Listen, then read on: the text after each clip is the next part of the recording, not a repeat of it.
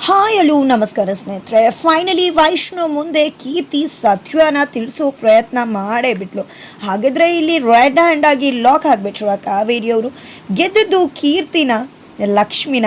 ಏನು ಕತೆ ಏನಾಗ್ತದೆ ಇದು ಎಲ್ಲವನ್ನ ಕೂಡ ತಿಳ್ಕೊಬೇಕು ಅಂದರೆ ಈಗಲೇ ನಮ್ಮ ಈ ಚಾನಲ್ನ ಸಬ್ಸ್ಕ್ರೈಬ್ ಮಾಡಿ, ಹಾಗೆ ಈ ಒಂದು ವಿಡಿಯೋವನ್ನು ಪೂರ್ತಿಯಾಗಿ ನೋಡಿ. ಇಲ್ಲಿ ಲಕ್ಷ್ಮಿನ ಕಾವೇರಿಯವರು ದೇವಸ್ಥಾನಕ್ಕೆ ಕರ್ಕೊಂಡು ಬರ್ತಾರೆ. ಈ ಕಡೆ ಕಾವೇರಿಗೆ ತನ್ನನ್ನು ಎಲ್ಲ ಕರ್ಕೊಂಡು ಹೋಗ್ತಿದ್ದಾರೆ ಅಂತಾನೆ ಗೊತ್ತಿಲ್ಲ. ಈ ಕಡೆ ಲಕ್ಷ್ಮಿನೇನೋ ಕಾವೇರಿಯವರು ದೇವಸ್ಥಾನಕ್ಕೆ ಕರ್ಕೊಂಡು ಬಂದು ಈ ಹುಡುಗಿನೇ ನಾನು ಹೇಳಿದ್ದು ಅಂತ ಹೇಳ್ತಿದ್ದಾಗೆ ಈ ಕಡೆ ಎಲ್ಲಾನು ಕೂಡ ರೆಡಿ ಮಾಡ್ಕೋತೀವಿ ಅಂತ ಪುರೋಹಿತರು ಗುರುಗಳು ಹೇಳ್ತಾರೆ. ತದನಂತರ ಲಕ್ಷ್ಮಿ ಅತ್ತೆನ ಹೊರಗಡೆ ಕರ್ಕೊಂಡು ಬಂದು ಯಾಕೆ ನನ್ನನ್ನು ಇಲ್ಲಿಗೆ ಕರ್ಕೊಂಡು ಬಂದಿದ್ರ ಅನ್ನೋ ಪ್ರಶ್ನೆ ಮಾಡ್ತಿದ್ದಾಳೆ. ಅದಕ್ಕೆ ಅವರಿಂದ ಬಂದಂಥ ಉತ್ತರ ಯಾಕೆ ಅಂತ ಕೇಳ್ತಿದೆಯಲ್ಲ, ನಿನ್ನ ಮೈ ಮೇಲೆ ಇದೆ ಅಲ್ವಾ ಕೀರ್ತಿ ದೆವ್ವನ ಬಿಡಿಸೋದಕ್ಕೆ ನಿನ್ನ ಮೈ ಮೇಲಿಂದ ಅಂತ ಹೇಳ್ತಾರೆ.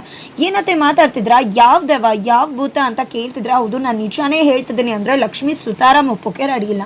ತದನಂತರ ಇಲ್ಲಿ ಲಕ್ಷ್ಮಿನ ಹಿಡ್ಕೊಂಡು ಎಳ್ಕೊಂಡು ಒಳಗಡೆ ಕರ್ಕೊಂಡು ಬರ್ತಾರೆ. ಏನದು ಏನು ಮಾಡ್ತಿದ್ರ ನೀವು ಅಂತ ಕೇಳ್ತಿದ್ರೆ ಈ ಕಡೆ ದೆವ್ವ ಅಂತೆ ಭೂತ ಅಂತೆ ಯಾರು ನಂಬ್ತಾರೆ, ಇಲ್ದಿರೋದನ್ನೆಲ್ಲ ಯಾಕೆ ಹೇಳ್ತಿದ್ರ, ನನಗೆ ಏನೂ ಗೊತ್ತಿಲ್ವಲ್ಲ ಅಂದಾಗ ನಿನಗೇನು ಗೊತ್ತಿಲ್ಲ ಅಮ್ಮ, ಏನು ಕೇಳಿದ್ರು ನನಗೆ ಗೊತ್ತಿಲ್ಲ ಇಲ್ಲ ಅಂತಾನೆ ಹೇಳ್ತೀಯ, ಆದರೆ ನಿನ್ನ ಮೈ ಮೇಲೆ ಕೀರ್ತಿ ದೆವ್ವ ಇರೋದು ನಿಜ ಅಂತ ಹೇಳ್ತಿದ್ದಾರೆ. ಈ ಕಡೆ ಪುರೋಹಿತರು ಕೂಡ ಹೇಳಿ ಪುರೋಹಿತರ ಇವ್ರಿಗೆ ಅಂತ ಹೇಳ್ತಿದ್ರೆ, ಹೌದು ಅಮ್ಮ ನಿನ್ನ ಮೇಲೆ ಕೀರ್ತಿ ಅನ್ನೋ ಒಂದು ಆತ್ಮ ಸೇರ್ಕೊಂಡಿದೆ. ಯಾವ ಆತ್ಮಕ್ಕೆ ಶಾಂತಿ ಸಿಗೋದಿಲ್ವೋ, ಆಸೆ ಕಂಪ್ಲೀಟ್ ಆಗೋದಿಲ್ವೋ ಅಂಥ ಆತ್ಮಗಳು ಈ ರೀತಿ ಆಡುತ್ತೆ. ಅನ್ಯಾಯ ಆಗಿದ್ರೂ ಕೂಡ ಅಂಥ ಆತ್ಮಗಳು ಈ ರೀತಿ ಬಂದು ಕಾಡ್ತವೆ ಅಂತ ಹೇಳ್ತಿದ್ದಾರೆ. ನಿನ್ನಿಂದಾಗಿ ಆ ಕೀರ್ತಿ ನಮ್ಮನ್ನ ಬಂದು ಕಾಡ್ತಿದ್ದಾಳೆ ಅಂತ ಲಕ್ಷ್ಮಿಯವರು ಕಾವೇರಿಯವರು ಹೇಳ್ತಿದ್ದಾಗೆ ಹೌದಾ ಆತ, ಹಾಗಿದ್ರೆ ಕೀರ್ತಿ ಆತ್ಮ ಇದೆ ಅನ್ನೋದಾದರೆ ಅವಳು ಯಾಕೆ ನಿಮ್ಮನ್ನು ಕಾಡ್ತಿದ್ದಾಳೆ, ಹಾಗಿದ್ರೆ ನಿಮ್ಮಿಂದ ಏನೂ ಅನ್ಯಾಯ ಆಗಿರ್ಬೇಕಲ್ವ, ಅದಕ್ಕೋಸ್ಕರನೇ ತಾನೇ ಕಾಡ್ತಿದ್ದಾಳೆ ಅಂತ ನೇರವಾಗಿ ಪ್ರಶ್ನೆ ಮಾಡ್ತಾಳೆ ಲಕ್ಷ್ಮಿ. ಈ ಮಾತಿಗೆ ಏನೇ ಹೇಳಬೇಕು ಅಂತ ಒಂದು ಕ್ಷಣಕ್ಕೆ ತೋಚೋದೇ ಇಲ್ಲ ಕಾವೇರಿಯವ್ರಿಗೆ. ಹಾಗೆ ಬಬ್ಬಾ ಅಂತ ಆಡ್ಬಿಡ್ತಾರೆ. ಅದು ಏನು ಅಂದರೆ ಎಲ್ರಿಗೂ ಕೂಡ ತೊಂದರೆ ಕೊಡ್ತದೆ, ಅದಕ್ಕೆ ಎಲ್ರಿಗೂ ತೊಂದರೆ ಆಗ್ತದೆ ಅಂತ ನಿನ್ನನ್ನು ಕರ್ಕೊಂಡು ಬಂದಿದ್ದೇನೆ ಅಷ್ಟೇ ಅಂತ ಹೇಳ್ತಾರೆ. ನೀವು ಹೇಳಿದ ಮಾತೆಲ್ಲ ನಾನು ನಂಬೋಕ್ಕಾಗೋದಿಲ್ಲ, ಯಾವುದೇ ಕಾರಣಕ್ಕೂ ನಾನು ಇಲ್ಲಿರೋದಿಲ್ಲ ಅಂತ ಹೇಳಿ ಹೋಗ್ತಾ ಇದ್ರೆ ಎಲ್ಲಿಗೆ ಹೋಗ್ತಾ ಇದೆಯಾ ಲಕ್ಷ್ಮಿ, ಸುಮ್ಮನೆ ಬಂದು ಆ ಕೀರ್ತಿ ಆತ್ಮಕ್ಕೆ ಮುಕ್ತಿ ಕೊಡಿಸ್ಬಾ, ಇಲ್ಲಿ ಬಂದು ಕುತ್ಕೋ ಮಂಡಲದಲ್ಲಿ ಅಂತ ಫುಲ್ ರೆಬಲ್ ಆಗಿದ್ದಾರೆ ಕಾವೇರಿಯವರು. ಯಾವಾಗ ಮುಕ್ತಿ ಕೊಡಿಸು ಅಂತ ಹೇಳಿದ್ರು ತಿರ್ಕೊಂಡಿದ್ದ ಲಕ್ಷ್ಮಿ ಕೀರ್ತಿಯಾಗಿ ಬದಲಾಗ್ಬಿಟ್ಲು. ಏನು ಹೇಳಿದ್ರಿ ಅತ್ತೆ ನೀವು, ಕೀರ್ತಿ ಆತ್ಮಕ್ಕೆ ಶಾಂತಿ ಕೊಡಿಸ್ತೀರಾ, ನನ್ನ ಆತ್ಮಕ್ಕೆ ಶಾಂತಿ ಕೊಡಿಸ್ತೀರಾ ನೀವು ಅಂತ ಹೇಳಿ ಕೈ ಹಿಡ್ಕೊಂಡು ನುಲ್ಚಿದ್ದೆ. ಏನೇ ಮಾಡಿದ್ರು ಬಿಡ್ತಿಲ್ಲ ಕಾವೇರಿಯವ್ರಿಗೆ, ತಡ್ಕೊಳಕ್ಕಾಗ್ತಿಲ್ಲ. ಬಿಡು ಅಂದರೂ ಕೂಡ ಇಲ್ಲಿ ಎರಡು ಶಕ್ತಿಗಳು ಮೈ ತುಂಬ್ಕೊಂಡಾಗೆ ಆಡ್ತಿದ್ದಾಳೆ ಲಕ್ಷ್ಮಿ. ಈ ಕಡೆ ಕೀರ್ತಿಯಾಗಿ ಬದಲಾಗಿರೋ ಲಕ್ಷ್ಮಿ ಫುಲ್ ರೆಬಲ್ ಆಗಿದ್ದಾಳೆ, ಕೈ ಹಿಡ್ಕೊಂಡು ಮುರಿದು ಹಾಕೋ ಮಟ್ಟಕ್ಕೆ ಹೋಗಿದ್ದಾಳೆ. ದಯವಿಟ್ಟು ಗುರುಗಳೇ, ದಯವಿಟ್ಟು ಇವಳನ್ನು ಮಂಡಲದಲ್ಲಿ ಕೂರಿಸಿ ಅಂತ ಲಕ್ಷ್ಮಿಯವರು ಹೇಳ್ತಿದ್ದಾಗೆ ಮಂತ್ರ ಪಠನೆ ಮಾಡಿದಂಥ ಗುರುಗಳು ಅಲ್ಲಿ ಲಕ್ಷ್ಮಿನ ಮಂಡಲದೊಳಗೆ ಕೂರೋ ಹಾಗೆ ಮಾಡ್ತಾರೆ. ಲಕ್ಷ್ಮಿ ಮಂಡಲದೊಳಗೆ ಬರ್ತಾಳೆ, ಫುಲ್ಲು ಮೈ ಮೇಲೆ ಕೀರ್ತಿ ಬಂದವ್ರ ಹಾಗೆ ನಟಿಸ್ತಿದ್ದಾಳೆ.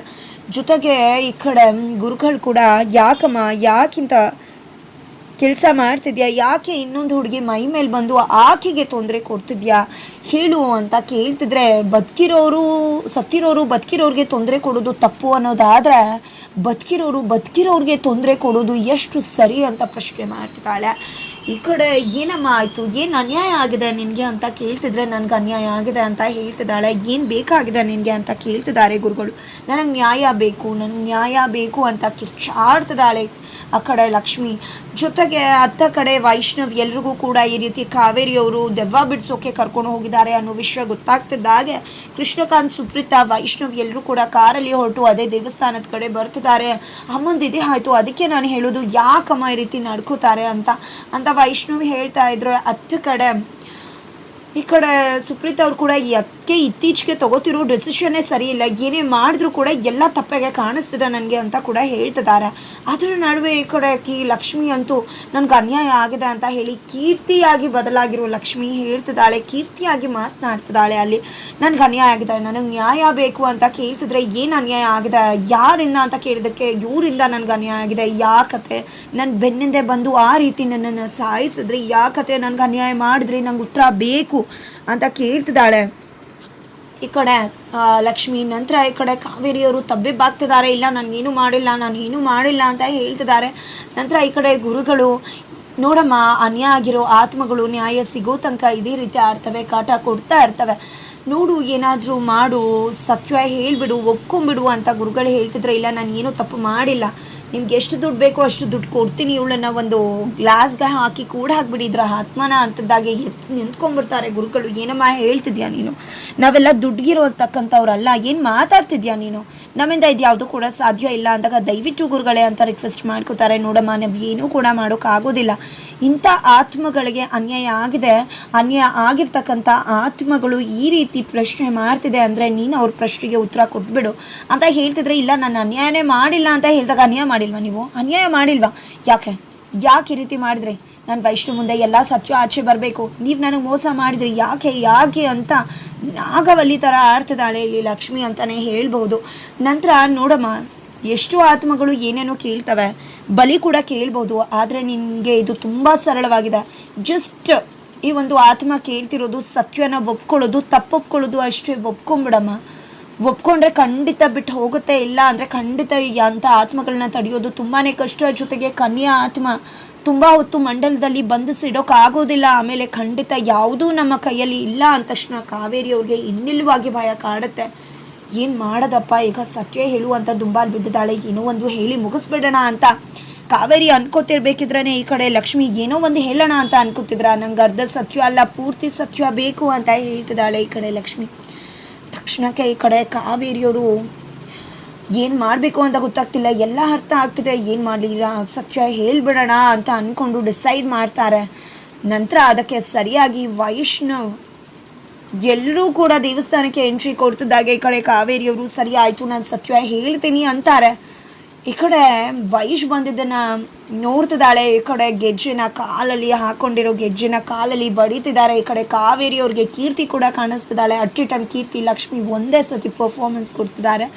ಈ ಕಡೆ ಲಕ್ಷ್ಮಿ ಅಂತೂ ಈ ಕಡೆ ವೈಶ್ ಬಂದ ಇವಾಗ ಎಲ್ಲ ಸತ್ಯ ಆಚೆ ಬರುತ್ತೆ, ನನಗೆ ಅನ್ಯಾಯ ಆಗಿರೋದು ಆಚೆ ಬರುತ್ತೆ, ಹೇಳಿ ಅತ್ತೆ ಹೇಳಿ, ನಾನು ಯಾಕೆ ಸಹಿಸಿದ್ರಿ, ನನಗೆ ಯಾಕೆ ಇದನ್ನೆಲ್ಲ ಮಾಡಿದ್ರಿ ಅಂತ ಕೇಳ್ತಿದ್ರೆ ಈ ಕಡೆ ವೈಷ್ಣವ್, ಸುಪ್ರತ, ಕೃಷ್ಣಕಾಂತ್ ಮೂವರು ಕೂಡ ಶಾಕ್ ಆಗ್ತಿದ್ದಾರೆ ಲಕ್ಷ್ಮಿನ ಆ ರೀತಿ ನೋಡಿ.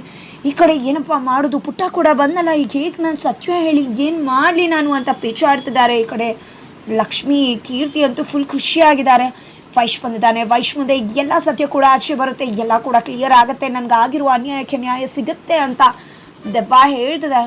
ಈ ಕಡೆ ಕಾವೇರಿಯವರು ಸತ್ಯ ಹೇಳಿದರೆ ಮುಗೀತು ಅವ್ರ ಕತೆ. ಹಾಗಿದ್ರೆ ಸತ್ಯ ಹೇಳಿದೆ ಈ ಕಡೆ ಲಕ್ಷ್ಮಿ ಕತೆ ಏನಾಗ್ಬೋದು? ಹಾಗಿದ್ರೆ ಇಲ್ಲಿ ಲಕ್ಷ್ಮಿ ತೀರ ಆಡ್ತಿದ್ದಾಳೆ, ಕಾವೇರಿ ಸತ್ಯ ಹೇಳಬೇಕಾಗಿದೆ. ಅದರ ನಡುವೆ ಕಾವೇರಿ ಸತ್ಯ ಹೇಳಿ ವೈಷ್ಣು ಮುಂದೆ ಬಟ ಬಯಲಾಗುತ್ತಾ? ಅಥವಾ ಲಕ್ಷ್ಮಿ ಪರಿಸ್ಥಿತಿನ ಈ ರೀತಿ ನೋಡಿದ್ದೆ ವೈಷ್ಣವ್ ಲಕ್ಷ್ಮಿನ ಅಲ್ಲಿಂದ ಎಳ್ಕೊಂಡು ಬರ್ತಿದ್ದಾಗೆ ದೆವ್ವ ಹೋಗಿ ಕಾವೇರಿಯವ್ರನ್ನಲ್ಲ ವೈಷ್ಣವೇ ಬಚಾವ್ ಮಾಡಿಬಿಡ್ತಾನೆ. ಈ ಕಡೆ ಹೇಳಬೇಕು ಅಂತ ಅಂದ್ಕೊಂಡು ಸತ್ಯ ಹಾಗೆ ಕಾವೇರಿಯವರು ಗಂಟ್ಲಲ್ಲೇ ನುಂಗ್ಕೊಂಡ್ಬಿಡ್ತಾರ. ಏನಾಗತ್ತೆ, ಯಾವ ರೀತಿ ಆಗತ್ತೆ? ನಿಜವಾಗ್ಲೂ ದೆವ್ವ ಬಂದಿದ್ಯಾ? ಇದು ಎಲ್ಲದಕ್ಕೂ ಉತ್ತರ ಸಿಗಬೇಕು ಅಂದರೆ ಮುಂದಿನ ವಿಡಿಯೋಗೋಸ್ಕರ ವೇಟ್ ಮಾಡಬೇಕಾಗುತ್ತೆ.